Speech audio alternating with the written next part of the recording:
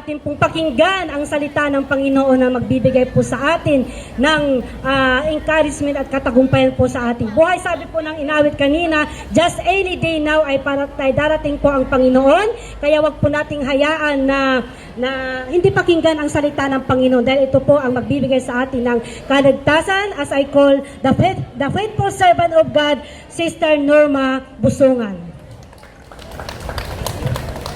Thank you, Sister. Hallelujah. Magandang umaga po sa bawat isa. Wherever you are, blessed good morning to each and everyone. Saan man kayo naroroon, kayo po ay aming magalak na binabati sa umagang ito. And I am inviting each and everyone to kindly lend your ears. Ipahiram ninyo yung mga tainga ninyo para po tayo ay makinig sa salita ng Panginoon sa oras na ito. So bago po tayo magpatuloy, tayo po muna ay manalangin. Panginoon, maraming salamat po sa umagang ito sapagkat kami po ay naririto muli para pakinggan ang iyong salita. Maraming salamat sa kagalakan, maraming salamat sa buhay ng bawat isa. Maraming salamat, Panginoon, even po for the blessings na ibinigay mo sa bawat isa, and even for this opportunity na kaming muli ay naririto para mapakinggan ang iyong salita, Panginoon. And Father God, we just continue to commit unto you that, O Lord, continue to be the one to speak to each one of us, sa lahat po ng mga kaluluwa, sa lahat ng mga tao na naririto, Panginoon, nakaupo man, nakatayo o kaya'y lumalakad, Panginoon. Ikaw po ang patuloy na mangusap sa bawat isa. Maraming salamat at ang pangalan mo ang patuloy na maitaas at madakila sa oras na ito. Ito po ang aming dalangin sa pangalan ng iyong anak na si Jesus. Amen. Amen. So sa umagang ito, atin pong pakinggan kung meron po yung salita ng Panginoon na matatagpuan dito po sa aklat ni Marcos from the book of Mark. If you have your Bible up in your phone, kung meron kayong mga Bible, para po basahin natin lahat so that each and everyone can read, you can follow, or you can search in the Google. So in the book of Mark, chapter 10, verse 46, until 52. So, Book of Mark, chapter 10, verse 46, hanggang sa verse 52. It says in here, blind Bartimaeus receives his sight. So, ito po yung kwento ng isang bulag na kung saan ay kahit na po siya ay bulag, but then siya po ay ginamot ng ating Panginoong Jesus, kaya siya ay nakakitang muli. So, dito po sa verse 46, you can follow after me if you have your Bible with you. It says in here, they came to Jericho. Then they came to Jericho. As Jesus and his disciples, together with a large crowd, were leaving the city, a blind man, Bartimaeus, which means son of Timaeus, anak po ni Timaeus, kaya Bartimaeus ang pangalan kasi siya po ay anak ni Timaeus, was sitting by the roadside begging. Nagpapalimos sa gilid ng kalsada. Yun ang trabaho ng mga bulag kasi hindi sila nakakakita, kaya ang ginagawa lang nila is nagpapalimos. So Bartimaeus was sitting by the roadside begging. When he heard that it was Jesus of Nazareth, he began to shout, "Jesus, Son of David, have mercy on me." Many rebuked him and told him to be quiet, but he shouted all the more, "Son of David, have mercy on me." Jesus stopped and said, "Call him." So they called the blind man. "Cheer up, on your feet, he's calling you." Throwing his cloak aside, he jumped to his feet and came to Jesus. "What do you want me to do for you?" Jesus asked him. The blind man said, "Rabbi, I want to see." "Go," said Jesus, "your faith has healed you." Immediately he received his sight and followed Jesus along the road. So makikita po natin dito yung kwento na ito ng isang bulag na kung saan siya po ay nakaupo sa gilid ng kalsada na nagpapalimos. At nung napakinggan niya, sapagkat hindi po siya bingi, bulag lang. Kaya nung napakinggan niya ang pangalan ng ating Panginoong Jesus, nagsimula siyang sumigaw. Ang kanyang isinisigaw, ito yung kanyang isinisigaw. Ilang salita ba ito? So sabi niya dito, Jesus, Son of David, have mercy on me. Ito po yung kanyang sinisigaw. Pero marami ang nagsasabing tumigil ka, nakakaistorbo ka. But then, ano po yung kanyang ginawa? Nagpatuloy pa rin siya. Sa halip na tumigil siya, sa halip na nahiya siya sapagkat alam niya, he knows yung kanyang pangangailangan. At alam niya na ang kanyang kailangan lamang para siya ay makakita ay walang iba kundi ang ating Panginoong Jesus. So siya po ay nagpapansin sa ating Panginoong Jesus. Ano po yung kanyang sinabi? Wala siyang ibang sinabi, wala siyang ibang isinisigaw kundi Panginoong Jesus, Jesus, Son of David, have mercy on me. At kahit na marami yung nagsasabing huminto ka, pero patuloy pa rin siya na nagsisigaw. Parang lalo pa niyang he shouted all the more. So parang sa halip na titigil, the more pa yung ginawa niyang pagsigaw. At ang sabi, Jesus, Son of David, have mercy on me. Mga kapatid, yung aral po na gustong ituro ng ating Panginoong Jesus sa umagang ito, sa kwento na ito na ating napakinggan, sa kwento ni Bartimaeus, ano po yung kalagayan mo, ano man po yung sitwasyon mo, ano man po yung pangangailangan mo, ang gawin mo lang, sumigaw, call on the name of the Lord. Tawagin natin ang pangalan ng ating Panginoong Jesus. God is listening and Jesus is listening to each one of all who call on His name. Sapagkat ang sabi sa Romans chapter 10 verse 13, that everyone who calls on the name of the Lord will be saved. Lahat po ng tatawag sa pangalan ng ating Panginoong Jesus, they will be saved. So katulad ni Bartimaeus, ang kanyang ginawa niya, tinawag lamang ang pangalan ng Panginoong Jesus sapagkat alam niya na ang Panginoong Jesus, siya po ang makapagbibigay sa kasagutan ng kanyang panalangin. He knows in his heart dahil sa kanyang pananampalataya. So mababasa po natin dito that it is because, ano ang sabi ni Jesus Christ, go, your faith has healed you. And at that time, nakakita siya agad. Because of his faith, nang dahil sa kanyang pananampalataya. So mga kaibigan, mga kapatid, mga kababayan, ito po yung ito po yung salita ng ating Panginoong Jesus sa umagang ito, that we need to call on the name of the Lord. Sapagkat ang sabi niya, everyone who calls on the name of the Lord will be saved. And then, makita po natin dito, anuman po yung mga sitwasyon mo, yung tingnan na po natin dito. So, nakita po natin dito na tumawag siya for mercy. So, we need to call on the Lord. Ikaw, tatawag ka sa Panginoong Jesus, yung agawin mo yung pansin, magpapansin ka sa ating Panginoong Jesus, hindi ka magpapansin sa tao, sapagkat yung tao, mga tao, they cannot save you.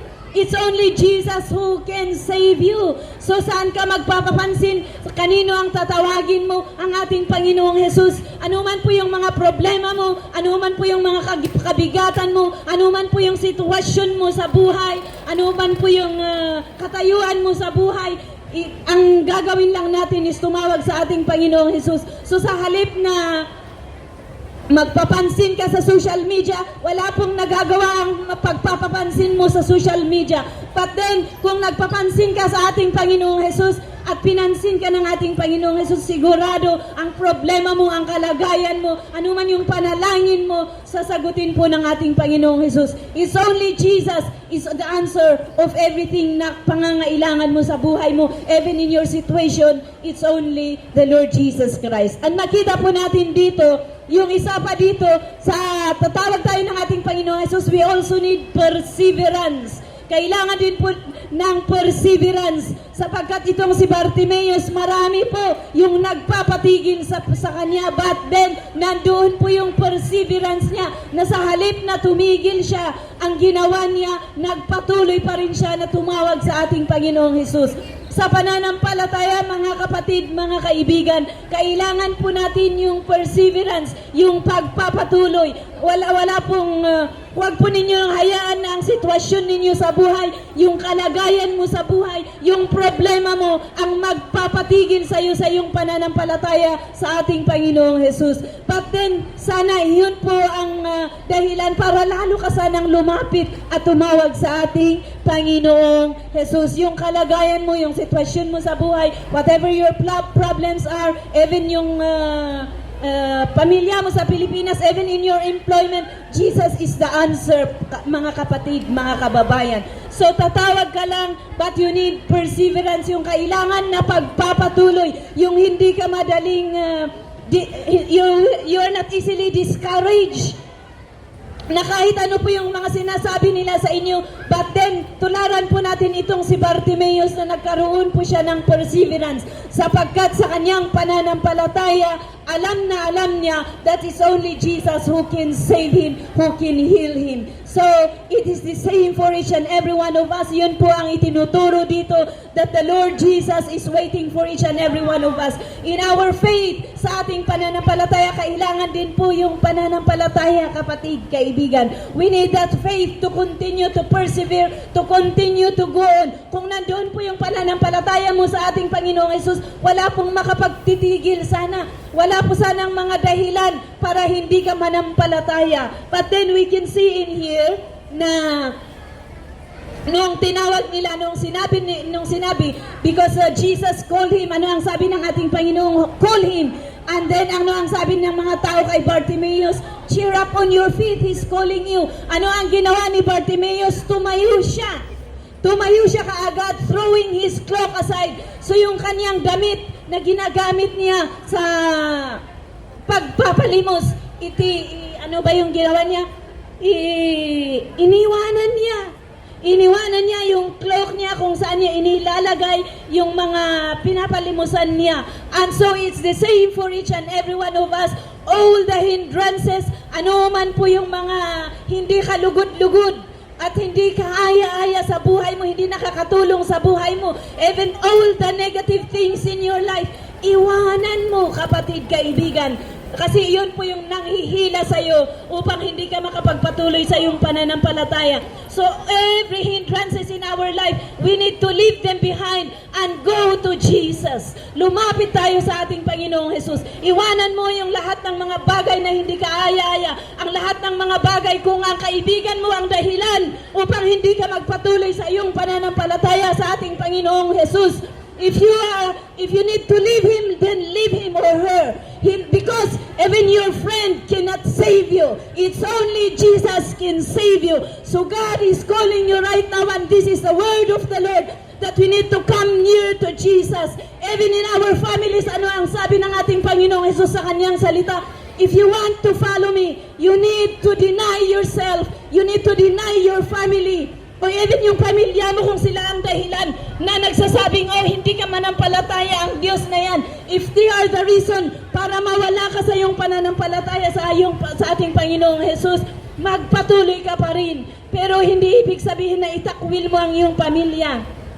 But then, magpatuloy ka sa iyong pananampalataya and then pray for them. Makikita po natin kung paano po gumalaw ang ating Panginoong Jesus. As we continue na gawin po, magpapansin tayo sa ating Panginoong Jesus. God will see you, God will hear you, katulad ni Bartimaeus. So ito po yung salita ng ating Panginoong Jesus sa umagang ito. At mga kapatid, mga kaibigan, the altar is open sa lahat po ng iyong mga pangangailangan. Kung meron po ang mga nakaupo dyan or nakatayo na gustong lumapit sa ating Panginoong Jesus but you don't know what to do, the altar is open. You can come forward. We can pray for you. We can help you. We can lead you sa tamang daan na dapat na dadaanin mo para maituwid po yung mga hindi kaaya-aya na ginagawa mo or dinadaanan mo. So we are inviting each and everyone. Meron din po yung mga kapatiran dyan na naglalakad, na nagsishare, even nagbibigay po ng mga tracts. And if you need help, you can approach them. At ano pa yung mga guidance, kailangan ninyo ng guidance, hindi ninyo alam ang yung gagawin. Even in your situations, you need the Lord. You are just stand up on your feet katulad ni Bartimaeus.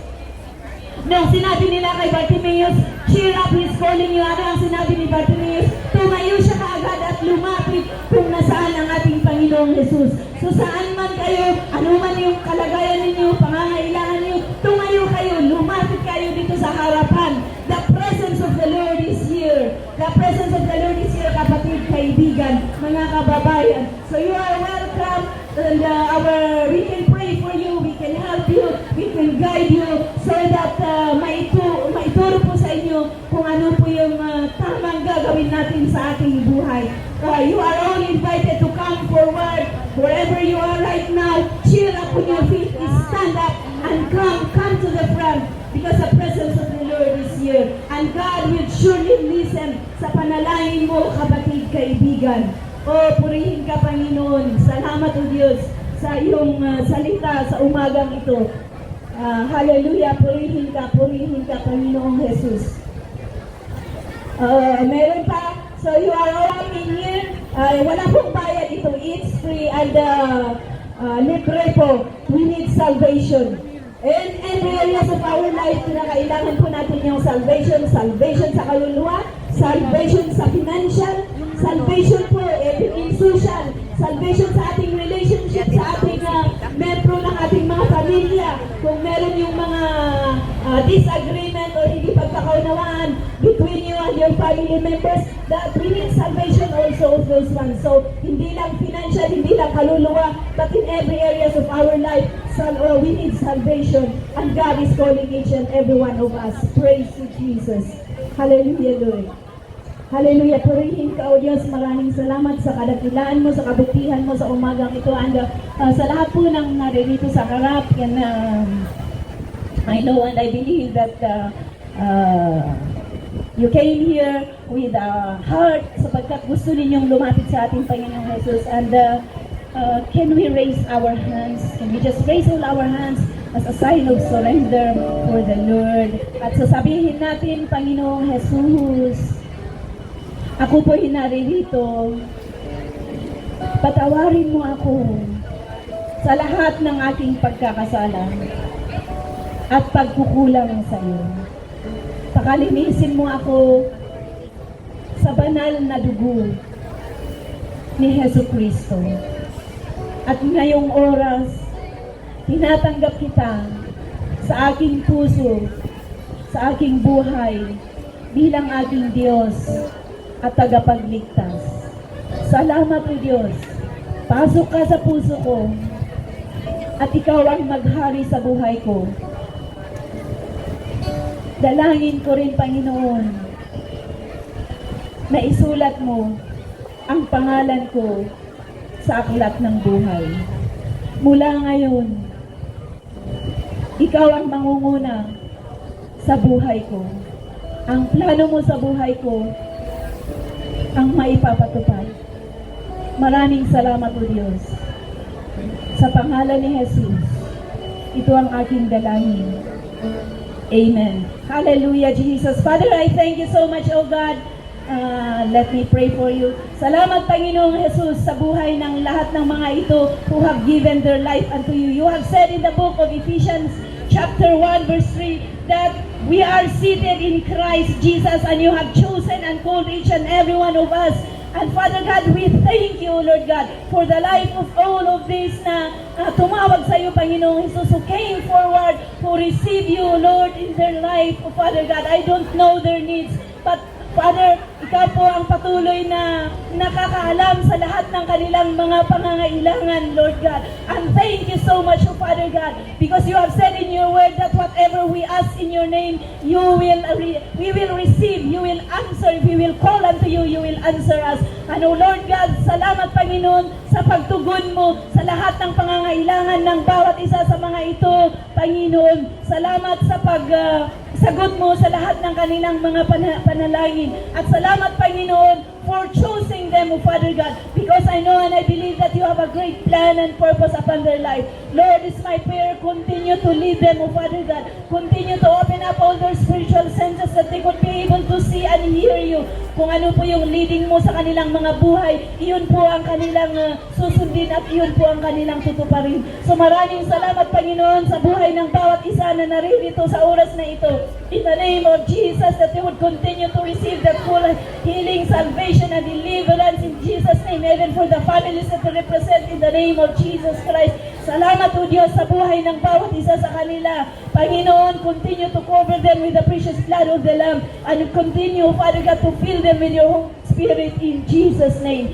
Thank you, Lord. Thank you, Father God, even for the restoration and revival upon their life, even for the families that they represent, O Lord. May your name alone be exalted and be glorified. In Jesus' name, all this we pray.